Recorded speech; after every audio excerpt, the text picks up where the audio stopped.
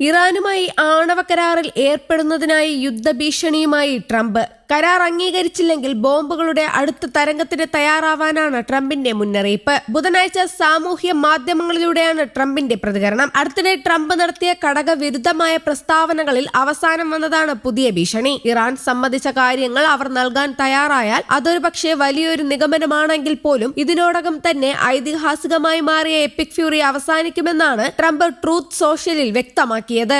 ഫെബ്രുവരിയിൽ ഇറാനെതിരെ ഇസ്രായേലുമായി ചേർന്ന് ആരംഭിച്ച സൈനിക നീക്കത്തിനാണ് എപ്പിക് ഫ്യൂറി എന്ന പേര് നൽകിയിരുന്നത്. അവർ സമ്മതിച്ചില്ലെങ്കിൽ ബോംബിംഗ് ആരംഭിക്കും. ദുഃഖകരമെന്ന് പറയട്ടെ, അത് മുൻപത്തേക്കാൾ ശക്തമായിരിക്കുമെന്നും ട്രംപ് വിശദമാക്കുന്നത്. മുൻപ് നിലവിലിരുന്ന ആണവ കരാറിൽ നിന്ന് വ്യത്യസ്തമായി ഇറാന്റെ ബാലിസ്റ്റിക് മിസൈൽ പദ്ധതികളും പശ്ചിമേഷ്യയിലെ മറ്റ് രാജ്യങ്ങളിലെ ഇറാൻ ഇടപെടലുകളും കൂടി ഉൾപ്പെടുന്ന കൂടുതൽ കർശനമായ ഒരു കരാറാണ് ട്രംപ് വിഭാവനം ചെയ്യുന്നത്. തന്റെ മുൻ ഭരണകാലത്തെ മാക്സിമം പ്രഷർ നയം വീണ്ടും നടപ്പിലാക്കിക്കൊണ്ട് ഉപരോധങ്ങളിലൂടെയും സൈനിക ഭീഷണിയിലൂടെയും ഇറാനെ വലിയൊരു വിട്ടുവീഴ്ചയ്ക്ക് നിർബന്ധിതരാക്കുക എന്നതാണ് ഇതിന്റെ പിന്നിലെ ലക്ഷ്യം. അമേരിക്കയുടെ ഈ നീക്കങ്ങൾ അന്താരാഷ്ട്ര തലത്തിൽ വലിയ ചർച്ചകൾക്ക് വഴിവെച്ചിട്ടുണ്ട്. ഇറാനുമായുള്ള നേരിട്ടുള്ള സൈനിക ഏറ്റുമുട്ടൽ ആഗോള എണ്ണ വിപണിയെ തകർക്കുമെന്നും പശ്ചിമേഷ്യയിൽ വലിയ പ്രത്യാഘാതങ്ങൾ ഉണ്ടാക്കുമെന്നും യൂറോപ്യൻ രാജ്യങ്ങൾ ആശങ്കപ്പെടുന്നത്. അതേസമയം സമാധാനം ഉറപ്പാക്കാൻ ശക്തി പ്രകടിപ്പിക്കേണ്ടത് അത്യാവശ്യമാണെന്ന നിലപാടിലാണ് അമേരിക്കൻ ഭരണകൂടം. അമേരിക്കയുടെ ഭീഷണികൾക്ക് വഴങ്ങില്ലെന്ന നിലപാടാണ് ഇറാൻ ഔദ്യോഗികമായി സ്വീകരിച്ചിരിക്കുന്നത്.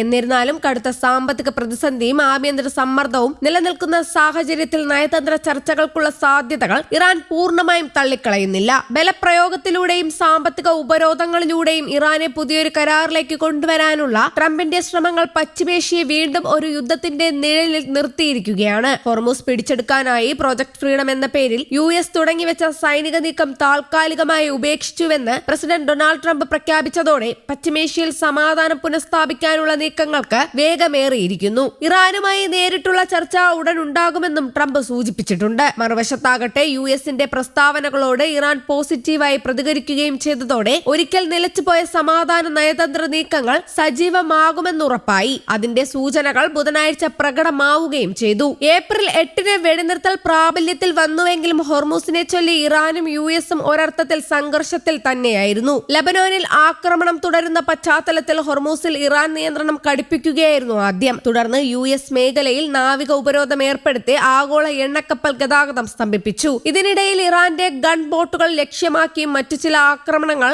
US അഴിച്ചുവിടുകയും ചെയ്തതോടെ സമാധാന നീക്കങ്ങൾ അത്രയും തകർന്നു. ഇതിനിടയിൽ ഹോർമുസിൽ ഇറാൻ നിയന്ത്രണം കൂടുതൽ കർശനമാക്കിയതോടെയാണ് മേഖലയിൽ കുടുങ്ങിക്കിടന്ന കപ്പലുകൾ മോചിപ്പിക്കാനെന്ന പേരിൽ പ്രോജക്ട് ഫ്രീഡം പ്രഖ്യാപിച്ചത്. തിങ്കളാഴ്ച ദൗത്യം ആരംഭിച്ചു. കഴിഞ്ഞ ദിവസം ഹോർമുസിൽ കൂടുതൽ സേനാ വിന്യാസവും US സെൻട്രൽ കമാൻഡ് പ്രഖ്യാപിച്ചു. ഇറാന്റെ നിയന്ത്രണത്തിലുള്ള ഹോർമുസ് പിടിച്ചെടുക്കുക എന്നതായിരുന്നു US ലക്ഷ്യമെന്ന് വ്യക്തമായി. ഇതോടെ യുദ്ധം കനക്കുമെന്ന ആശങ്കയായി. ഇതിനിടയിൽ തുടർച്ചയായി 2 ദിവസം UAE-യിൽ ഇറാന്റെ ഡ്രോൺ ആക്രമണങ്ങൾ ഉണ്ടായതോടെ പശ്ചിമേഷ്യ ഒരിക്കൽ കൂടി യുദ്ധമുഖരിതമാക്കുമെന്ന് ഉറപ്പായി. കഴിഞ്ഞ ദിവസം French president Emmanuel Macron Iran president പെസഷ്കിയാനുമായി വിഷയത്തിൽ ചർച്ച നടത്തിയിരുന്നു. ഹോർമുസ് പൂർണ്ണമായി തുറക്കണമെന്ന നിലപാട് ചർച്ചയിൽ മാക്രോൺ ആവർത്തിച്ചതായി റിപ്പോർട്ടുണ്ട്. നേരത്തെ ഹോർമുസ് ഉപരോധം മൂലം പ്രതിസന്ധിയിലായ 50 രാജ്യങ്ങളുടെ ഉച്ചകോടിക്ക് പാരീസിൽ വേദിയൊരുക്കിയിരുന്നു മാക്രോൺ. ഹോർമുസ് തുറന്നുകൊടുത്തുള്ള പ്രശ്ന പരിഹാരമാണ് തുടക്കം മുതൽ മാക്രോണിന്റെ നിർദ്ദേശം. ബുധനാഴ്ച ചൈനയിലെത്തിയ ഇറാൻ വിദേശകാര്യമന്ത്രി അബ്ബാസ് അരാക്ചിയുടെ നയതന്ത്ര ചർച്ചകളും പുതിയ തീരുമാനത്തിലേക്ക് എത്തിച്ചുവെന്നും വിലയിരുത്തപ്പെടുന്നു. ചൈനീസ് വിദേശകാര്യമന്ത്രി വാങ് യിയും ഹോർമുസ് തുറക്കണമെന്ന അഭിപ്രായമാണ് ഉയർത്തിയത്. അടുത്ത ആഴ്ച ട്രംപും ചൈനയിലെത്തുന്നുണ്ട്.